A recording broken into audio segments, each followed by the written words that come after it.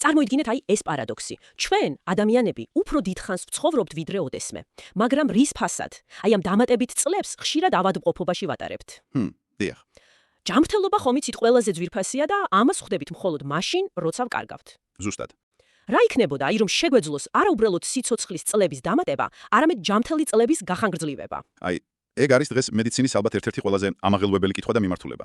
სიცოცხლის ხანგრძლივობა მართლა, აი რეკორდულად გაიზარდა. კი ბატონო. მაგრამ პრობლემა ისაა, რომ ხანდაზმულობასთან დაკავშირებული დაავადებების ტვირთი სულ უფრო მძიმდება. გასაგებია. და მთავარი კითხვა გახდა ეს. შეგვიძლია გავზარდოთ ჯანმრთელობის პერიოდი. ანუ ის დრო, რასაც ჯანმრთელად აქტიურად ვატარებთ. მეცნიერება სწორედ დაბერების ფუნდამენტურ მექანიზმებს უმიზნებს ახლა. ძალიან საინტერესოა.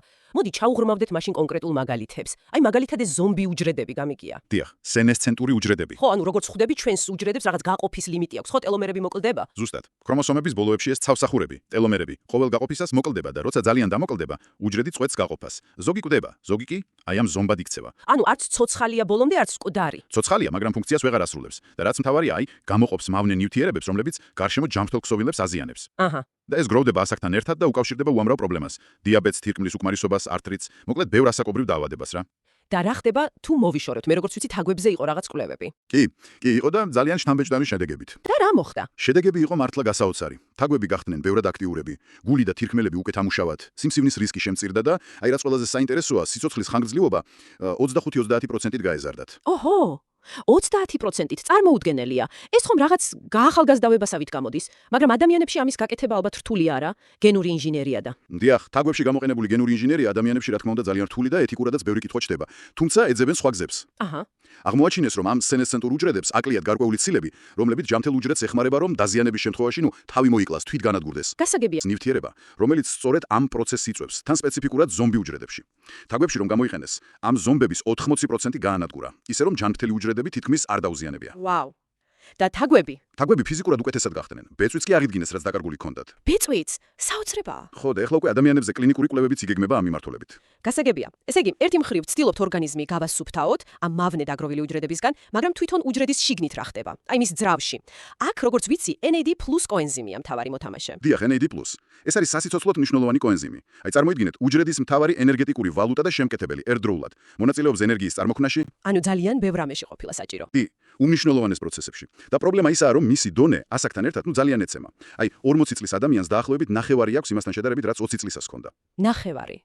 სერიოზული კლებაა და ამას შედეგებიც მოჰყვება ალბათ. სამწუხაროდ კი. NAD+-ის დაბალი დონე ბევრ ასაკობრივ დაავადებას უკავშირდება. კანის პრობლემები, ნეიროდეგენერაციული დაავადებები, როგორც ალცჰაიმერია, გულსისხლძარღვთა დაავადებები. და მისი დონის აღდგენა პირდაპირ აბის სახით რთულიაო ხო ამბობენ. კი, რთული იყო, რადგან უჯრედში ვერ აღწევდა კარგად. მაგრამ აქაც იპოვეს გამოსავალი, რაღაც წინამორბედები. ზუსტად. იპოვეს ნივთიერებები NAD+-ის წინამორბედები, რომლებიც უჯრედში ადვილად შედიან და იქ გარდაიქმნებიან NAD+-ად. და რა აჩვენა ცდებმა, ისევ თაგვებზე ალბათ. დიახ, ისევ თაგვებზე. და აჩვენა, რომ ამ ნივთიერებების მიღებამ გააუმჯობესა კანის, ტვინის, კუნთების ღეროვანი უჯრედების მუშაობა, გაზარდა დნმ-ის აღდგენის უნარი და ფაქტობრივად უჯრედულ დონეზე გაახალგაზრდავება გამოიწვია. საინტერესოა. იმდენად საინტერესო, რომ NASA-ც კი დაინტერესდა ამით. NASA? რატო? როგორც კოსმოსური რადიაციის მავნე ზემოქმედებისგან ასტრონავტების დაცვის პოტენციური საშუალება. რადიაცია ხო აზიანებს დნმ-ს და NAD+ მის აღდგენას ეხმარება. ეს უკვე მართლა სერიოზულად ჟღერს. ანუ NAD+-ის დონის აღდგენა შეიძლება პირველი რეალური დაბერების საწინააღმდეგო აბი გახდეს. ნუ, ერთ-ერთი ყველაზე სერიოზული კანდიდატია ნამდვილად. აქაც კლინიკური კვლევები იწყება ადამიანებზე და ვნახოთ, მაგრამ NAD+ არ არის ერთადერთი ფაქტორი. მესამე მნიშვნელოვანი რგოლი არის ღეროვანი უჯრედები. ჩვენი ორგანიზმის უნივერსალური ჯარისკაცები, ან ნახაზები, რომლებიც ახალ უჯრედებს ქმნიან. დიახ, დაზიანებული ან დაბერებული შესაძლებლად. და მათი რაოდენობაც და რაც მთავარია ფუნქციური აქტივობაც ასაკთან ერთად მცირდება. და ესეც პრობლემაა, რა თქმა უნდა. რა თქმა უნდა. ქსოვილების აღდგენა ნელდება, ორგანიზმი სუსტდება.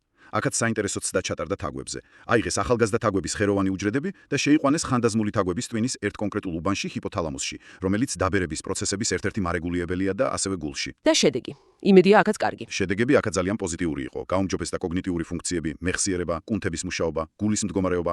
თაგვებს მაგალითად 20%-ით მეტ ხანს შეეძლო თევარჯიშად. 20%-ით მეტ ხანს. დიახ, და მათი სიცოცხლის ხანგრძლივობაც საშუალოდ 10%-ით გაიზარდა. აქვე ერთი დეტალი. ბეწვიც კი უფრო სწრაფად ეზრდებოდათ. გასაოცარია ეს ყველაფერი. ესე იგი, თუ შევაჯამებთ, ზომბი უჯრედების მოცილება, NAD+-ის დონის აღდგენა, ღეროვანი უჯრედების, ასე ვთქვათ, შევსება ან სტიმულირება, თითქოს ერთი ჯადოსნური აბი არ იქნება, არა, რაღაც კომბინირებული მიდგომა ჩვენს საჭირო.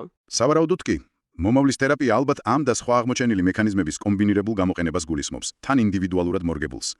თუმცა, აი აქ ძალიან მნიშვნელოვანია ერთი რამ ვთქვათ. გისმენთ.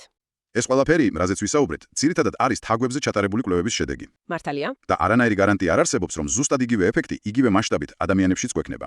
ეს არის კონცეფციის მტკიცებულება, ასე ვთქვათ. ანუ ჯერ ადრეა ზეიმი. დიახ, ჯერ ადრეა. ახლა იწყება ყველაზე მნიშვნელოვანი და რთული ეტაპი კლინიკური კვლევები ადამიანებზე. ამას კი სჭირდება ძალიან დიდი რესურსი, დრო და ყურადღება. გასაგებია, სიფრთხილე საჭიროა. მაგრამ მაინც დაუშვათ თეორიულად, რომ ეს ყველაფერი გამოვიდა. შევძელით ჯანმრთელი სიცოცხლის, მართლა მნიშვნელოვნად გახანგრძლივება. ჩნდება კითხვა, უნდა გავაკეთოთ კი ეს? ხომ არ ვეწინააღმდეგებით ბუნებას ან რაღაც მსგავსი? ხო, ეს კითხვა ხშირად ისმის, მაგრამ მე ვფიქრობ, ეს მედიცინის ლოგიკური გაგრძელებაა. ჩვენ ხომ ისედაც სულ ვცდილობთ სიცოცხლის გახანგრძლივებას. კი, რა თქმა უნდა. უბრალოდ, აქამდე ვებრძოდით დაბერების შედეგებს ცალკეულ დაავადებებს, როცა უკვე გაჩნდებოდა. ახლა ვცდილობთ მის მიზეზს მივუდგეთ. ანუ პრევენციაა ერთგვარი? დიახ, უფრო ფუნდამენტური პრევენცია. დაბერების პროცესში ჩარევა, ჩემი აზრით, არსებითად არაფრით არის უფრო არაბუნებრივი, ვიდრე ვთქვათ ვაქცინაცია, ანტიბიოტიკები ან გულის გადანერგვა. ჩვენ ხომ ვცდილობთ ტანჯვის და დაავადებების თავიდან აცილებას. მართლაც დამაფიქრებელი პერსპექტივაა. სულ სხვანაირად დავინახე ახლა. დიახ, ეს კვლევები გვაძლევს იმედს და გვაფიქრებინებს, რომ დაბერება შესაძლოა გარდაუვალი განაჩენი კი არა, არამედ მართვადი და პოტენციურად სამკურნალო მდგომარეობა იყოს. და თუ ეს მართლაასია. აი ეგ არის ყველაზე საინტერესო კითხვა. როგორ შეიცვლება ჩვენი საზოგადოება, ჩვენი ცხოვრება, ურთიერთობები, ყველაფერი თუ ჯანმრთელობის პერიოდი დრამატულად გაიზრდება. ამაზე ფიქრი ნამდვილად ღირს. უღრმესი მადლობა ამ მართლაც საინტერესო და სიღრმისეული მიმოხილვისთვის. იმედია ჩვენი მსმენელისთვისაც ისეთივე საინტერესო იყო, როგორც ჩემთვის. იმედია. და თუ თქვენ ჩვენს მსმენელს მოგეწონათ ეს ანალიზი და გსურთ რომ მეტმა ადამიანმა ნახოს მსგავსი შინაარსი, გთხოვთ მოიწონოთ ეს ვიდეო და გამოიწეროთ ჩვენი არხი. ეს ძალიან დაგვეხმარება, რომ გავაგრძელოთ ასეთი თემების გაშუქება.